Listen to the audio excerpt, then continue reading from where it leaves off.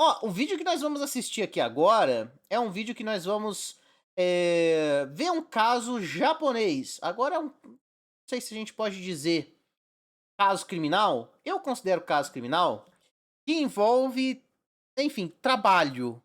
E como esse trabalho resultou num atraso de 1 minuto que causou uma tragédia. E o canal que fez esse vídeo é o canal Abismo do Medo.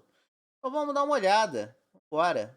O metrô em São Paulo sabe como é. Vagões lotados, gente apertada, atraso na linha amarela e todo mundo reclamando por conta de alguns minutos. Você reclama, chega no trabalho atrasado e acaba levando uma bronca. Mas vida que segue, né? Só que no Japão era diferente. Lá 30 segundos de atraso podiam te custar dias capinando mato, limpando o banheiro ou escrevendo uma carta de arrependimento que o seu chefe ia ler em voz alta na frente dos colegas. E um dia, na linha Fukushima, esse Caraca, então no Japão é quase um. Como é que eu vou dizer assim? É quase um paraíso pra quem gosta da escravidão, né? Que puta merda. Se você comete um pequeno erro, você vai ter que se humilhar nesse nível? Porra! medo de ser humilhado fez o motorista de 23 anos descobrir que esse sistema podia custar muito mais do que uma bronca. Podia custar 107 vidas. Caralho!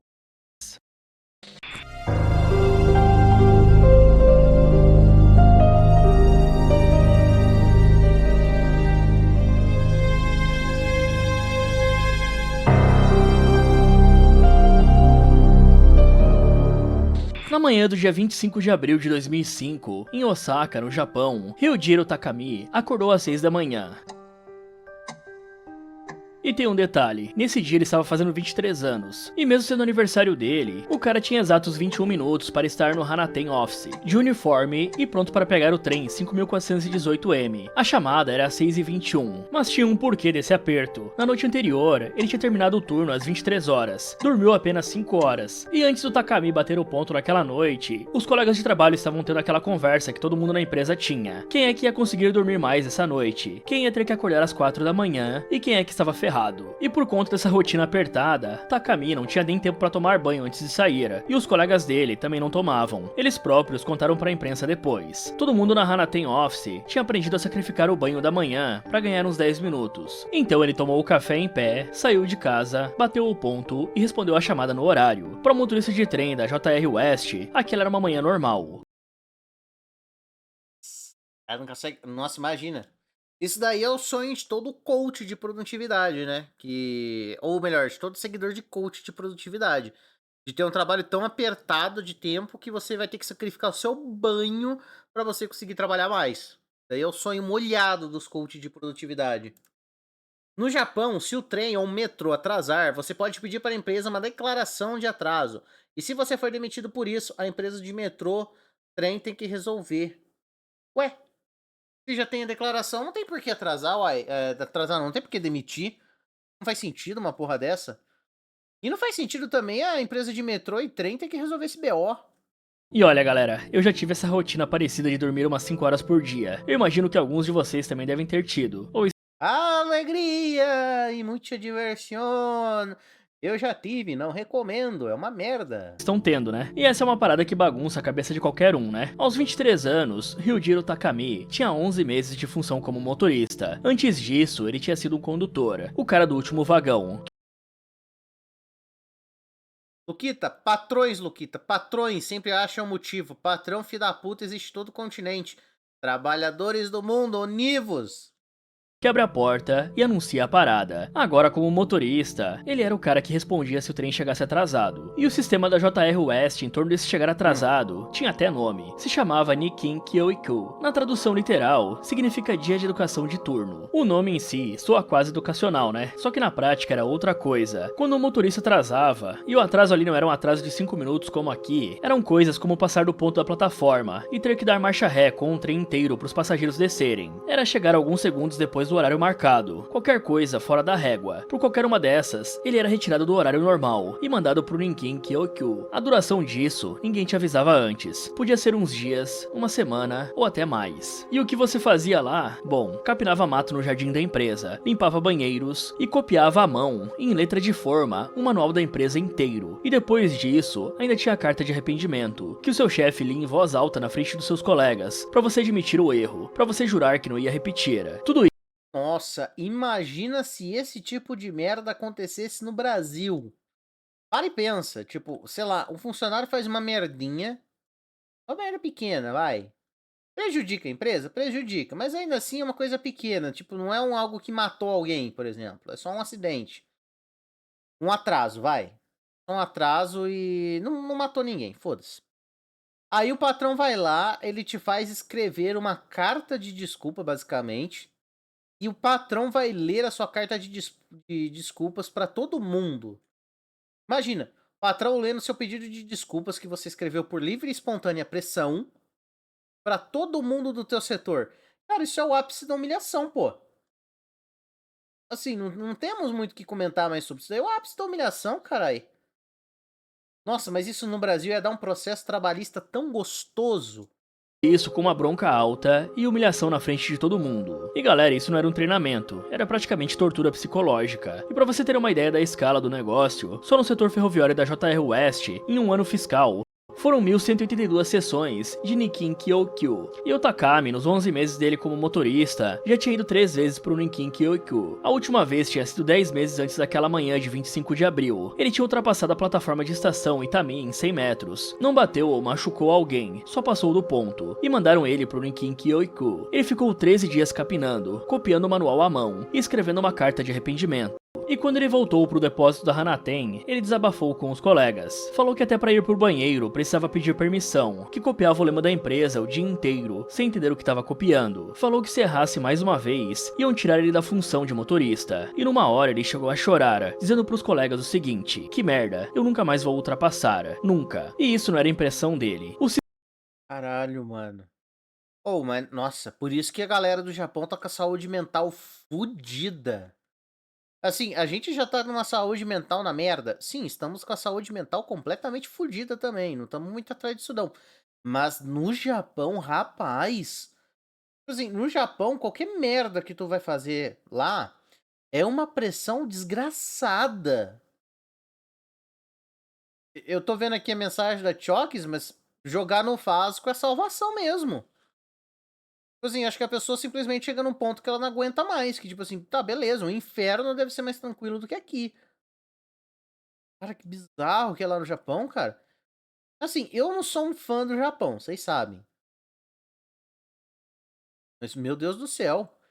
Questão cultural. Não, eu entendo, hoje em dia já tá melhorando. Não, tá melhorando, porque também, né? A galera tá tudo parando de fazer filho, tá tudo parando de ficar pra lá. A galera quem ainda tá no Japão tá tudo querendo jogar no Vasco. E aqui a gente não tá falando de futebol, né? A gente tá falando de. Bom, enfim, posso falar? Então, assim, nossa, é louco, não compensa pro Japão, não.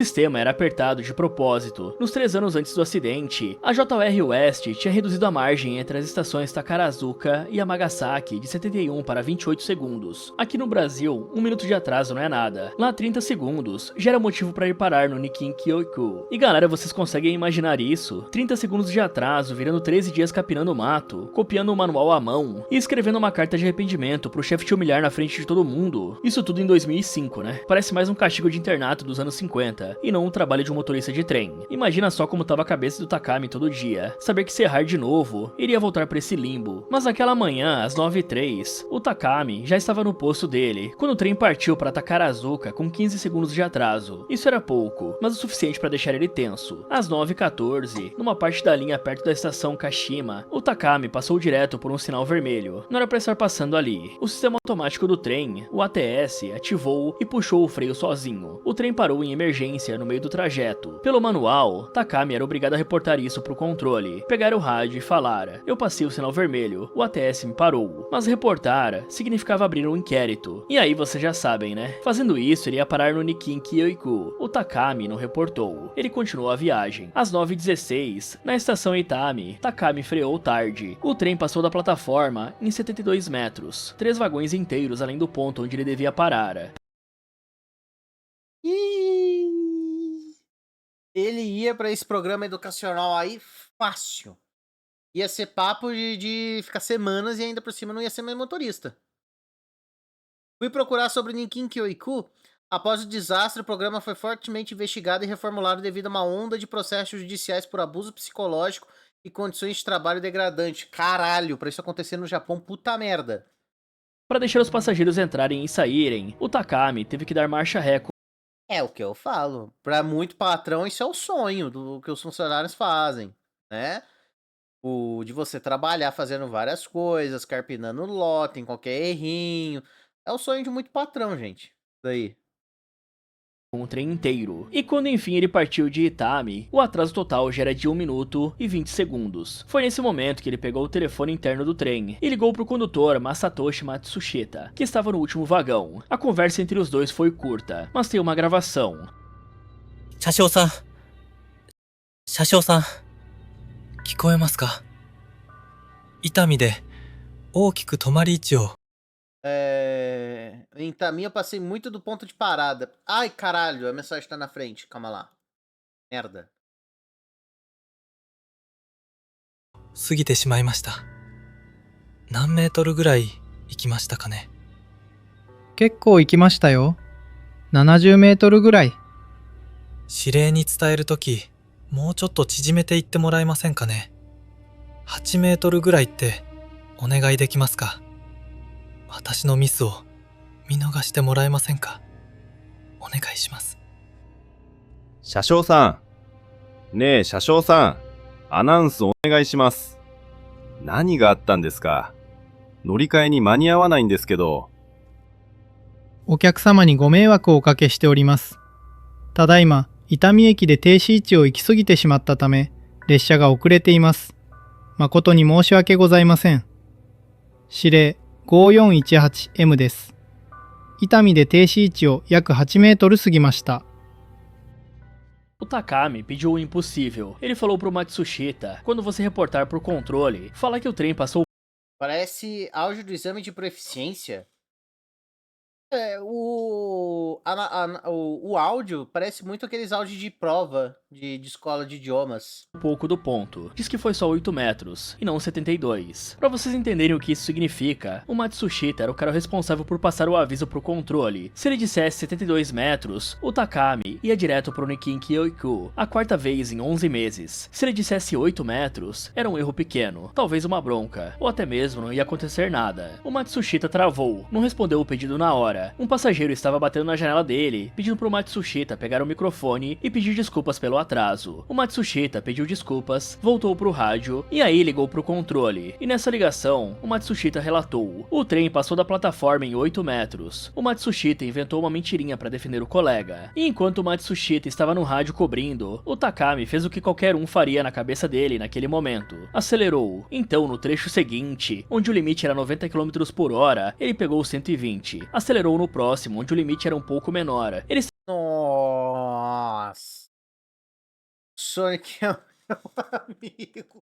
Sonic é o meu herói. Caralho, Lúcio, que time maravilhoso. De 70 para 8 metros é bastante coisa. É um pouquinho só de diferença. Estava tentando recuperar. 72 para 8 metros? Ah, quase nada, pô.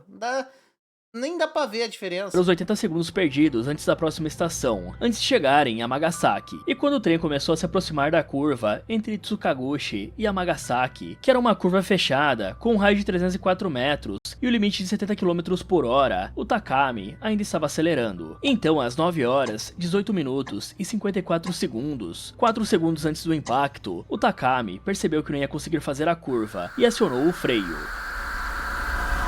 O problema é que ele acionou o freio errado. Eu mandei pro Gabe, vou mandar pra você também. Beleza, só que agora eu não vou conseguir abrir o Discord.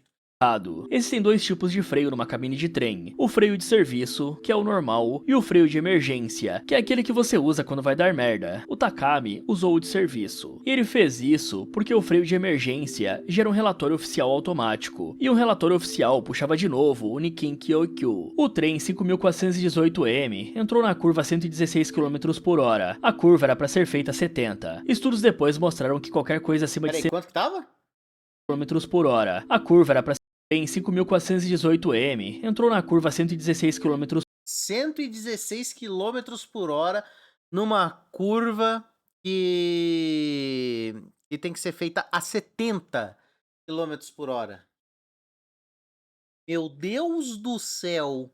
por hora. A curva era para ser feita a 70. Estudos depois mostraram que qualquer coisa acima de 106 já ia descarrilhar. O Takami tinha Acima de 106 quilômetros ia descarrilhar. Ele tava a 116. passado 10 km acima desse ponto. O vagão da frente, onde o Takami estava dirigindo, perdeu o equilíbrio primeiro, inclinou para a esquerda e saiu do trilho e deslizou em direção a um prédio que ficava colado na linha. Esse era um prédio de apartamentos chamado Efusion Amagasaki, construído 3 anos antes, em 2002. O vagão entrou direto no estacionamento térreo, atravessou os carros estacionados, bateu na parede de concreto e parou. O vagão 2, vindo logo atrás, bateu de lado contra a parede do prédio, e enquanto isso, os vagões 3 e 4 viu empurrando por trás, esmagando o vagão 2 contra a estrutura, até ele virar quase um L deitado, abraçando a esquina do prédio. Os carros estacionados tiveram tanques de Nossa!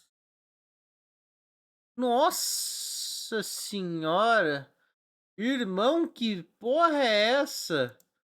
Eu vou falar sério, eu não tô surpreso. Puta que pariu. Olha o vagão, gente. Olha aquele vagão ali perto do prédio. Virou um... Cara, parece latinha de cerveja amassada. Com todo respeito. Mas sabe quando você aperta uma latinha? Tipo uma latinha de Coca-Cola, uma latinha de Skol, de Heineken. Quando você amassa pra jogar fora. Igualzinho, cara. Isso é um vagão, cara.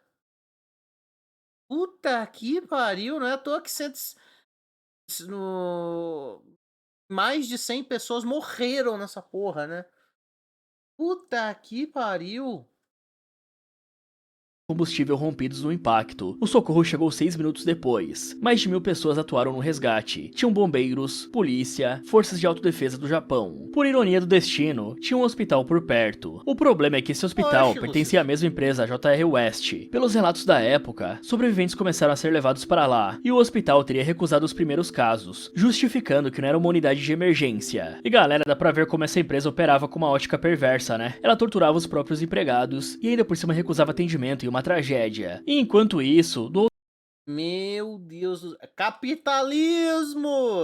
outro lado da história, tinha uma fábrica de máquinas vizinha, a Nippon Spindle, que ficava colada com a linha. Os funcionários dela ouviram o impacto e correram para o local antes da equipe de resgate chegar. O presidente da empresa, Saito Junai, parou a operação da fábrica inteira, mandou mais de 200 funcionários cortarem cerca, removerem destroços, varrerem vidro espalhado.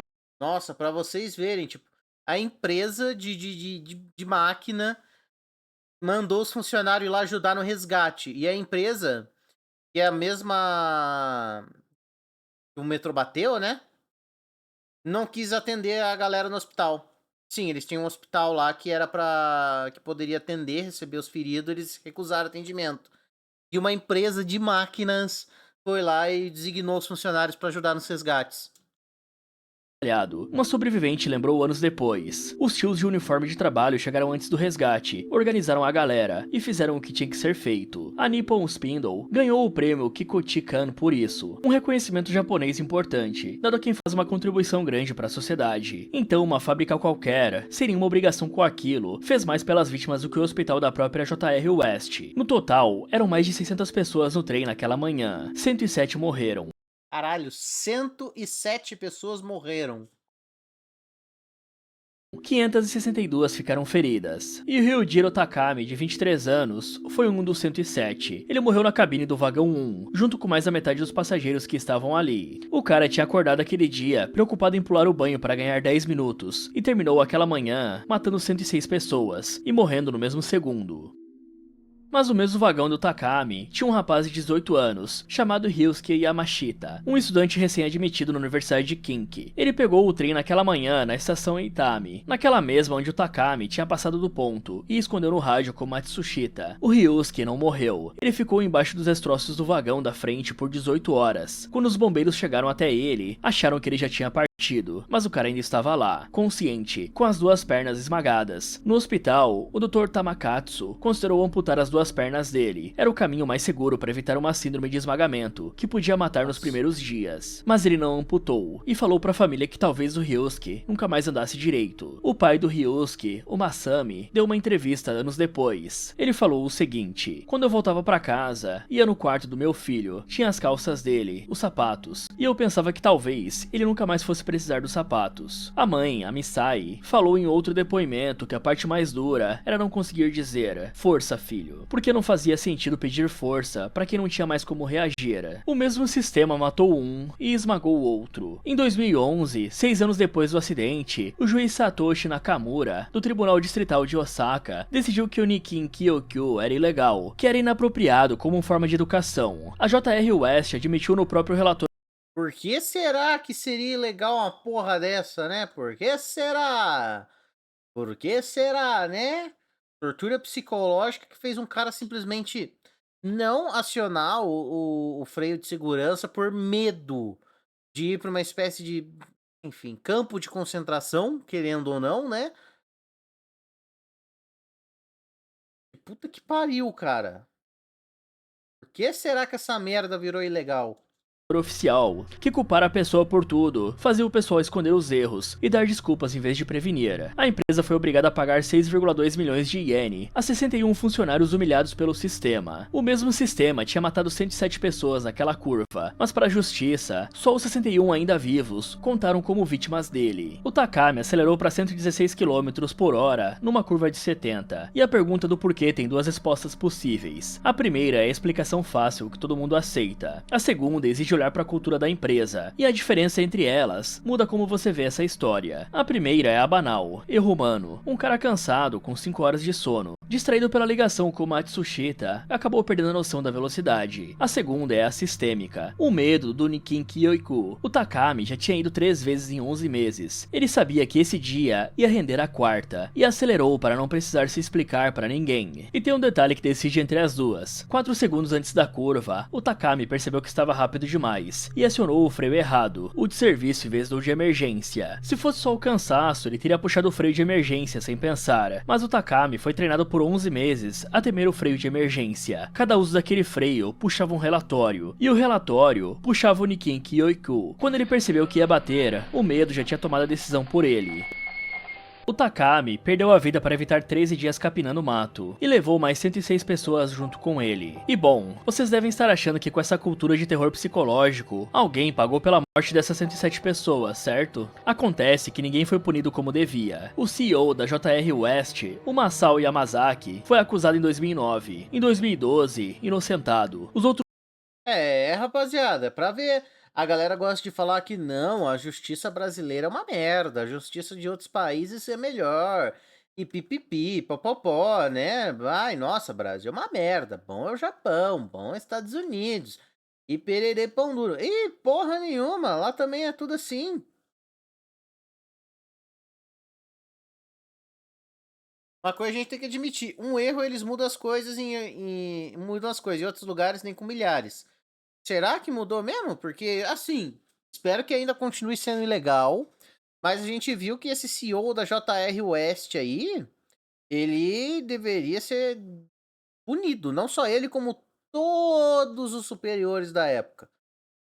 Todo mundo tinha que rodar. Ah, mas a empresa, foda-se, fez merda. 107 pessoas morreram, 3 ex-presidentes também tinham fora os feridos. sido acusados, mas todos foram inocentados. O Takami estava morto, mas mesmo sem punição jurídica, a reforma aconteceu. Veio das famílias das vítimas. Em 2007, 2 anos depois do acidente, um painel governamental do Japão investigou a J.R. West e chegou numa decisão óbvia. O Nikin Kyoiku tinha sido uma das causas do desastre. Em 2011 saiu uma sentença do juiz Nakamura que declarou o sistema ilegal. Depois disso, a J.R. West abandonou o Nikin Kyoiku, parou de punir o motorista por erro e reduziu o limite de velocidade na curva, e instalou ali uma versão avançada do sistema automático de freio, o tal do ATS-P. Para entender a diferença, o ATS comum, que tinha puxado o freio do Takami no sinal vermelho, só pega quando o trem passa de um sinal. O ATS-P pega o excesso de velocidade em curva também, que era exatamente o que faltava ali. E esse ATS-P já tinha sido planejado para essa linha em 2004, um ano antes do acidente. A J.R. West sabia que precisava, e só instalou em maio de 2005, um mês depois de matar 107 pessoas. Mas em 2018, 13 anos depois do acidente, saiu uma manchete nos jornais japoneses. A J.R. West obrigava mecânicos a ficar parados na passagem central de túneis, enquanto trens-bala passavam a 300 km por hora. A empresa não aprendeu, não.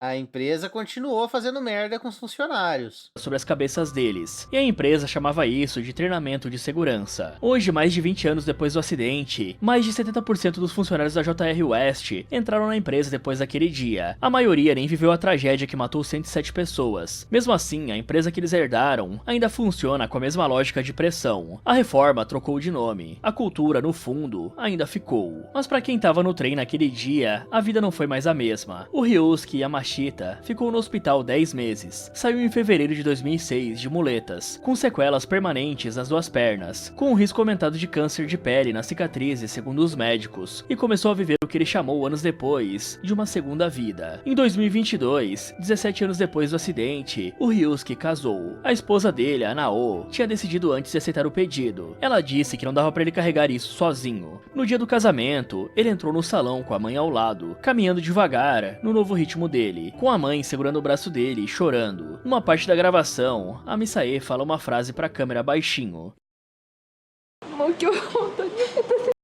Nunca pensei que algo assim fosse possível.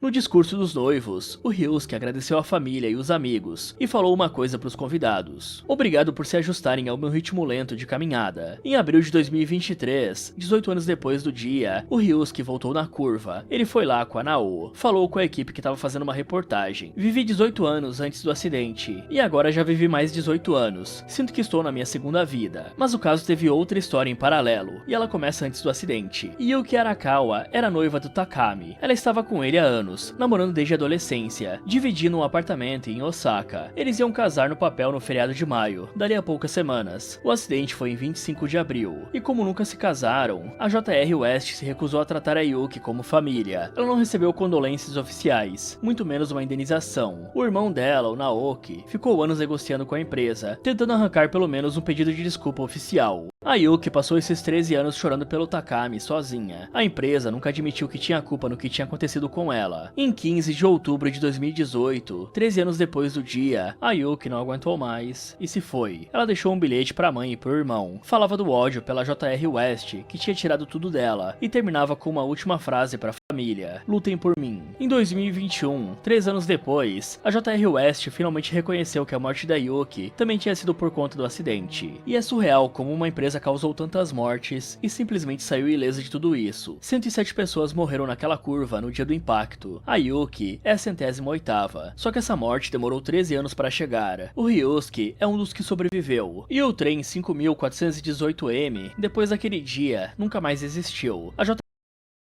Também, né? Caralho, cara.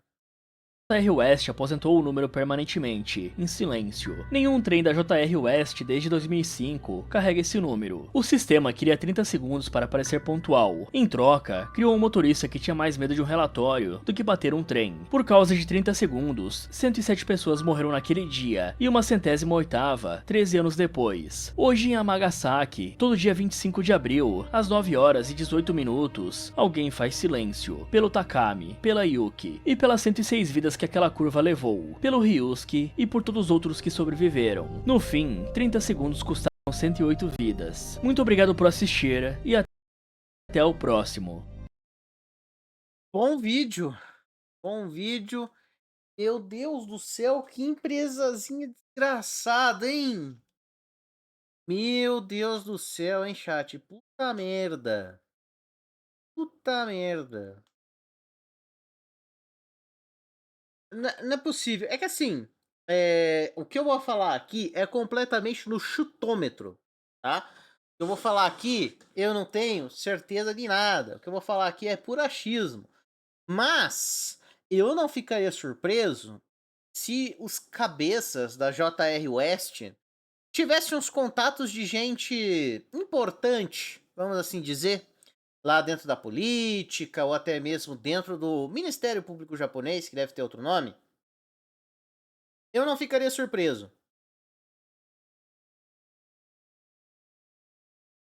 Porque esse tipo de situação, em ocasiões normais, vamos assim dizer, ia ter dado uma merda pra todo mundo. Eu acho que a empresa nem existiria. Mas só do fato dela ainda existir, mesmo ela recusando muita coisa, mesmo ela bater no pé com muita coisa é de se levantar a sobrancelha e de achar esquisito pra caralho. Empresa não liga pra funcionar em todo lugar. Sim. Lembra que eu comentei que lá na Índia intoxicaram com ácido uma cidade inteira? Na Polônia e Ucrânia, ou Ucrânia, tem uma área que tem chumbo mesmo, com diagnóstico de milhares de intoxicação de chumbo. Caralho! Bom, na Ucrânia já tem já Chernobyl e Pripyat, né? Que já são 2 cidades que estão fodidas. E assim, a gente vai morrer de velhice e ali não vai ficar habitável. Tem até alguns animais que estão conseguindo sobreviver ali, estão se adaptando e tal. Mas isso daí é papo pra outro momento, né? Isso daí é papo pra outra hora. É bom. Bom vídeo, né? Esse caso é um caso cabuloso pra caralho. Né? E Chernobyl e Pripyat. É que eu não sei escrever o nome da cidade de Pripyat. Não sei nem falar zero. Mas enfim, bom vídeo do nosso mano, né? Gostamos e esperamos ver mais aí no futuro.